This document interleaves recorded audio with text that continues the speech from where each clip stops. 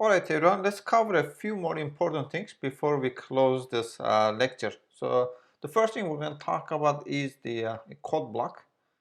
So a code block is a grouping of two or more statements. A code block creates a logical unit and can be used any place that a single statement can. The curly braces marks the beginning and the end of a code block. And code blocks do not need to end in a semicolon. So here's an example. So we have an if statement followed by a code block with two statements. And as you can see here, it starts right after the if statement. It can also be in here, and then if should not follow should not be followed by a semicolon. So as the code block itself, it should not end with a semicolon, right? So why are they important? Again, um, if statement must be followed by a single statement. However, you're probably well aware that sometimes there are more than one. So you cover all of them with a block. So with these curly braces. Okay. So next is indentations. So Java compiler doesn't care about indentation. But we use indentation to make our program more readable. And indent one level for each opening brace and a move back out after each closing brace. So it's a very important programming convention. And in most cases, the text editor that you use or the ID that you use will do auto indentation for you. Okay, so next, let's talk about the semicolons and positioning. So in Java, the semicolon is the separator that is used to terminate a statement. Each individual statement must end with a semicolon, and Java does not recognize the end of line as a terminator, not like in Python, if you know Python already. For example, so we have one statement, x is set to y, and the statement is terminated by semicolon. That's the end of the line or the statement.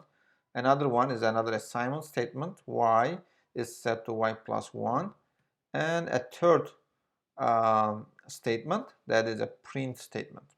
So you can see three different Java statements that are separated by semicolon. And as we can see, since Java doesn't care about the line breaks or spaces, it only cares about when you put your semicolon. The same three statements can be written just like this, and it will be valid. However, it will just be hard to read as a programmer. So next, let's talk about Java identifiers. So what is an identifier? An identifier is a name giving to a method, a variable, a class, or other user-defined item. Identifiers are one or more characters long, and the $sign, the underscore, and any letter of the alphabet, any digit can be used in identifiers.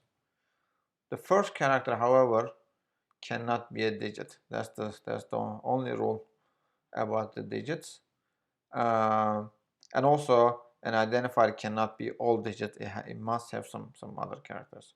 And it's case sensitive. Uppercase and lowercases are different, such as myvar with all lowercase or myvar with capital case.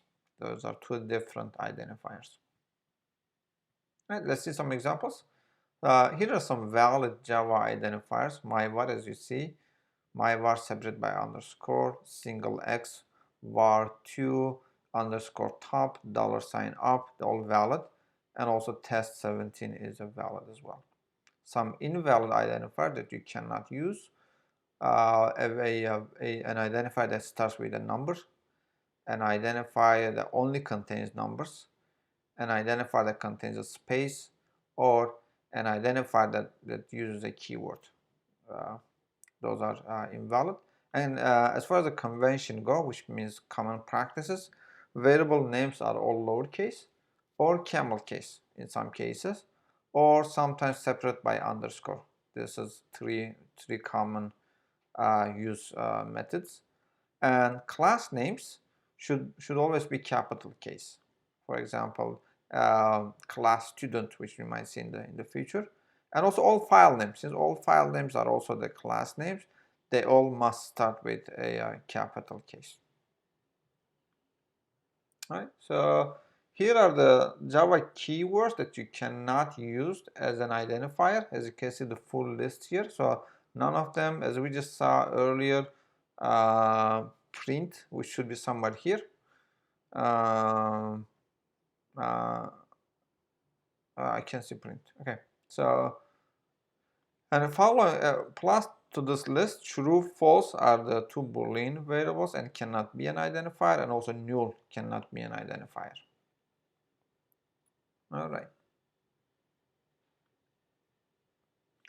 So move on to Java, some of the Java libraries. The sample programs in this lecture make use of Java's two built-in methods, which were print ln and then print. We use both.